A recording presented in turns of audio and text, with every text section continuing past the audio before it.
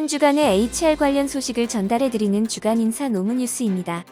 뉴스의 자세한 소식은 영상 아래 HR 아카데미 홈페이지 링크에서 첨부 파일을 통해 확인하실 수 있습니다. 8월 첫째 주 주간 인사 노무 뉴스 첫 번째 소식입니다.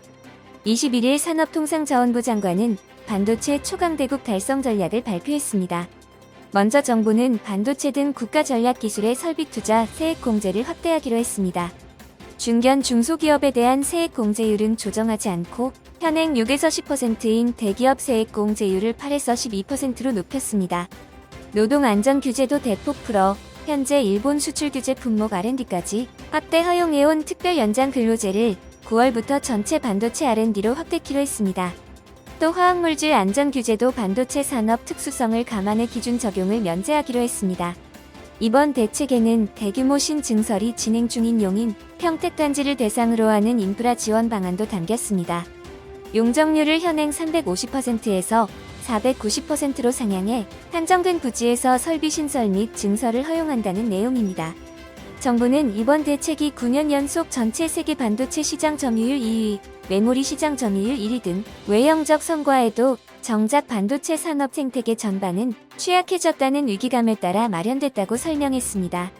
정부는 이번 대책을 통해 반도체 업계가 향후 5년간 340조 원의 투자 계획을 원활히 진행할 수 있도록 인프라 지원뿐 아니라 규제 인허가 특례를 적용한다는 계획입니다. 이번 대책과 관련해서 업계에서는 중소기업 반도체 노동자들의 근무 시간이 늘어날 것이라는 지적도 나오고 있습니다. 노동문제연구소 해방연구실장은 특별 연장 근로를 위해서는 개별 노동자의 동의를 받아야 하는데 노조가 없는 사업장은 회사의 요구가 그대로 관철되는 경우가 많다고 말했습니다. 특히 중소기업 반도체 회사들은 R&D 인력과 생산 인력이 겹치는 경우가 상당수라며 결국 중소기업 반도체 노동자들의 노동시간이 연장될 것으로 예상한다고 말했습니다. 두 번째 소식입니다. 유통업계에서 MZ세대의 역할과 존재감이 커지고 있습니다. 지난달 24일 식품유통업계에 따르면 기존 대형 식품기업과 유통사들이 직급이 낮은 젊은 MZ세대 직원들에게 내부 의사결정권을 부여하거나 주요 사업 관련 역할을 맡기는 사례가 늘고 있는 것으로 나타났습니다. 유통업계 관계자는 MZ세대는 최신 유행에 민감하고 사회관계망 서비스를 기반으로 유통시장에서 강한 영향력을 발휘한다며 유통업계가 MZ세대의 소비심리와 트렌드를 적극 공략하기 위해 젊은 감각과 상상력이 풍부한 MZ세대 직원들을 내세워 새로운 활력을 불어넣는 혁신을 꾀하고 있다고 전했습니다. CJ제일제당은 입사 4에서 7년차 MZ세대 실무진이 1차 면접에 참여하고 CJ대한통운과 CJENM도 MZ세대 직원이 주니어 면접관으로 면접에 참여하는 제도를 마련했습니다. 남양유업은 최근 20년 이상 고연차 직원들 대상 희망퇴직 단행과 함께 신입사원 공채를 진행하기로 했습니다. 면접뿐만 아니라 회사의 핵심 사업에도 MZ세대의 역할이 커지고 있습니다. CJ그룹은 신입사원이나 저연차 직원을 대상으로 지주회사 전략기획실산하의 전략혁신부서에서 일할 인재를 모집했습니다. CJ그룹 관계자는 회사의 전략 수립뿐만 아니라 성과를 보이면 경력에 관계없이 초고속 승진도 가능하다고 전했습니다. 또한 CJ제일제당은 MZ세대 직원들이 주축으로 활동하는 식품사내 벤처기업 이노백을 활성화시키고 있습니다. 이노백은 지난해 10월 사업화 승인을 받은 뒤 사내 독립기업으로 분리해 MZ세대 직원 6명이 운영하고 있습니다. 숙명여대 경영학과 서모 교수는 코로나19 시기에 비대면 소비 문화가 급격히 발달하면서 디지털 환경에 익숙한 MZ세대가 국내 소비시장의 운전수이자 멘토가 됐다면서 기업들이 MZ세대가 주축이 된 소비재 시장 공략과 미래 대응을 위해 젊은 직원들이 직급과 관계없이 창의력을 발휘하고 주도적인 사업적 역할을 할 수 있도록 변화하는 등 전력 투구하고 있다고 분석했습니다. 세 번째 소식입니다. 뉴욕타임스는 현지 시간으로 지난달 19일 신종 코로나 바이러스 감염증 여파로 미국 기업들이 재택근무를 폭넓게 도입하고 있지만 인턴 사원은 빈 사무실에 출근해 때론 낙동강 오리알 신세라고 보도했습니다. 미국은 유무급 인턴십 제도를 폭넓게 활용하고 있습니다. 현지 구직 사이트 지피아에 따르면 미국에서는 대학생을 중심으로 매년 약 30만 명이 인턴으로 일하고 있으며 이 중 약 40%는 업무 경험을 쌓는다는 이유로 급여를 받지 않고 있습니다. 이는 임원과 좋은 관계를 유지하며 정직원 제안을 받길 원하기 때문이지만 올여름에는 이를 활용하기 어려운 환경입니다. 재택근무를 택한 기업이 많아 인턴 사원이 보스를 대면할 기회를 많이 얻지 못했기 때문입니다. 실제 지난 4월 미국 조사기관 퓨처포럼에 따르면 평직원 중 35%가 주 5일 근무를 유지하는 반면 임원은 19%만 사무실에 출근하는 것으로 나타났습니다. 현재 많은 인턴이 브라운 백 미팅 같은 전통적인 통과 의례를 치르는 대신 빈 사무실에 나와 감독자 없이 인턴끼리 자리를 지키거나 화상통화로 업무 지시를 받는 사례가 많다고 합니다. 뉴욕타임스는 이미 온라인 원격 수업 중심의 학창 시절을 보낸 20대가 이에 대한 반대급부로 사무실 직접 출근을 선호하는 경향을 보인다고 진단했습니다. 스탠퍼드대와 시카고대 등에서 5,000명을 대상으로 시행한 설문에서도 20세 이상 29세 미만 미국인 중 풀타임 재택근무를 원하는 비율은 24%에 그쳤습니다. 대면 비대면 혼합 인턴십 과정을 개설한 회사들도 있습니다. 한 법무법인 관계자는 인턴을 오프라인에서도 만날 수 있도록 소속 변호사에게 매주 화, 수, 목요일에 출근하도록 했다며 다음 세대에 직접 지식을 전달하는 것이 얼마나 중요한지 알고 있기 때문에 내린 조처라고 강조했습니다. 네 번째 소식입니다. 지난달 25일 중소벤처기업부는 3,800억 원 규모의 중소기업 정책자금을 확대 공급한다고 밝혔습니다.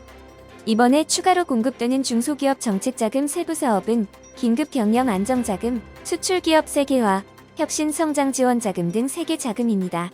먼저 원전협력 중소기업의 경영 정상화, 우크라이나 사태 지속과 원부자재 가격 상승 등으로 일시적 어려움을 겪는 중소기업을 지원하기 위해 긴급 경영 안정자금을 기존의 2,000억 원에서 1,600억 원을 추가 편성해 공급합니다.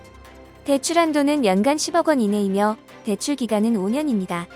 수출기업 세계화 자금은 물류비 증가, 에너지 원자재 물가 인플레이션 등 대외 여건이 어려운 수출업계의 활력을 불어넣기 위해 기존의 2,500억 원에서 1,300억 원 증액하여 공급합니다. 혁신성장지원 자금은 업력 7년 이상 성장 유망 중소기업의 생산성 향상, 고부가 가치화 등 경쟁력 강화에 필요한 시설 투자비 위주 지원 자금으로 이번 예산 증액을 통해 900억 원 확대 조성하여 9,900억 원을 공급합니다. 원전 협력 중소기업 및 신산업 분야 중소기업의 시설 투자를 돕고 시설 투자 비용 상승에 따른 애로 해소를 지원한다는 취지입니다.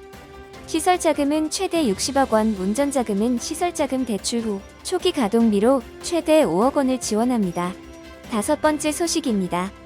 고용노동부는 2022년 상반기 적극행정 우수사례 경진대회를 통해 우수사례를 선정하고 지난달 20일 시상식을 개최했습니다. 최우수상은 실제 하나의 사업장임에도 36개 사업장으로 쪼개어 근로기준법 적용을 회피한 사업주를 끈질기고 철저한 근로감독으로 적발한 사례가 선정되었습니다. 적발된 사업장에 대해서는 그동안 지급되지 않았던 연장, 야간 휴일 근로수당 등 약 5억여 원의 체불금품 시정조치, 4대 사회보험 미가입 근로자 171명 즉시 가입 지도 조치되었습니다.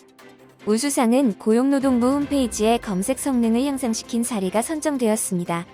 또한 우수팀으로는 임금채권보장법 시행령 및 지침 개정 등으로 대지급금 지급 절차 간소화를 통해 체불 근로자의 폭넓은 생활 안정을 도모한 사례와 장기간 지원금 미신청 기업 중 맞춤형 대상 기업 선정을 위해 데이터 정밀 분석 등을 실시해 청년 추가 고용 장려금 수급 권리를 놓치지 않도록 적극행정 실시한 사례가 선정되었습니다. 고용노동부 정책기획관은 적극행정을 통한 혁신은 급변하는 새로운 고용노동행정 환경 변화에 적극적으로 대응하여 일상적 공직문화로 적극행정이 자리잡는 것이라고 강조하며 앞으로도 적극행정 사례가 더 발굴될 수 있도록 지원을 아끼지 않겠다고 밝혔습니다. 여섯 번째 소식입니다. 코로나19 사태로 인한 실직과 소득 감소 등의 피해가 정규직보다 비정규직 노동자에게 더 집중된 것으로 나타났습니다. 지난달 24일 시민단체 직장갑질19와 공공상생연대기금은 직장인 1,000명을 대상으로 한 코로나19와 직장생활 변화 설문조사 결과를 발표했습니다. 조사 결과 2020년 1월 코로나19 발생 이후 실직 경험이 있다는 전체 응답은 15.4%였습니다. 이 중 비정규직은 정규직보다 5배 높은 29.5%로 나타났습니다. 2020년 1월보다 소득이 줄었다는 전체 응답은 28.4%였으며 마찬가지로 비정규직 답변자가 정규직보다 4배가량 높았습니다. 소득 감소는 월급여 150만원 미만과 5인 미만 사업장 근무자에게서 특히 두드러졌습니다. 코로나19 확진 판정을 받거나 유사 증상을 겪었을 때도 정규직은 유급휴가를 사용하는 비율이 높았으나 비정규직은 그렇지 못한 것으로 조사됐습니다. 전체 응답자 중 코로나19 확진 판정을 받았던 353명을 대상으로 세부 조사한 결과 유급휴가 사용 비율은 정규직이 45%로 비정규직보다 3배 높았습니다. 반면 확진 후 무급휴가를 쓴 비율은 비정규직이 정규직보다 3배 이상 많았습니다. 코로나19 PCR 검사를 받기 위해 정규직은 50.7%가 별도 유급휴가 혹은 연차휴가를 사용했지만 비정규직은 26%만 사용했습니다. 그 결과 정규직은 11.6%만 소득이 줄었지만 비정규직은 44.1%나 소득이 감소했습니다. 코로나19 사태로 인한 정신건강도 정규직보다 비정규직이 크게 악화되었습니다. 정규직보다 비정규직이 지난 2주간 우울감을 느꼈다는 응답이 많았습니다. 직장갑질119 대표는 코로나19 팬데믹 이후 피해가 집중된 계층은 비정규직과 5인 미만 등 작은 사업장 노동자들로 확인된다며 고용보험 제도에 밖에 놓인 이들을 위해 정부는 최저임금의 70%를 6개월간 지급하는 재난실업수당을 신설해야 한다고 말했습니다. 7번째 소식입니다. 채용 한 달여 만에 해고된 노동자가 노동위원회에 구제 신청을 하자 고용 형태를 바꿔 복직명령을 했던 회사가 법원에서 부당해고 판결을 받았습니다.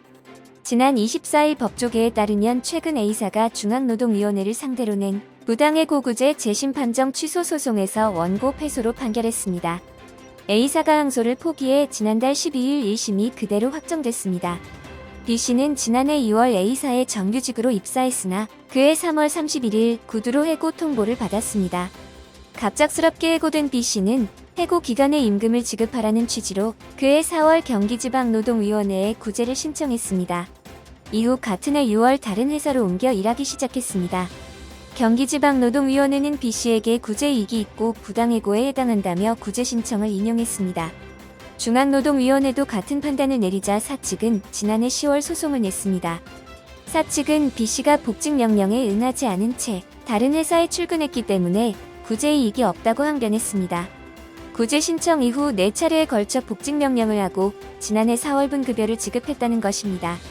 그러나 법원은 B씨에게 진정으로 복직명령을 한 것이 아님은 분명하다며 중앙노동위원회 판정이 옳다고 판단했습니다.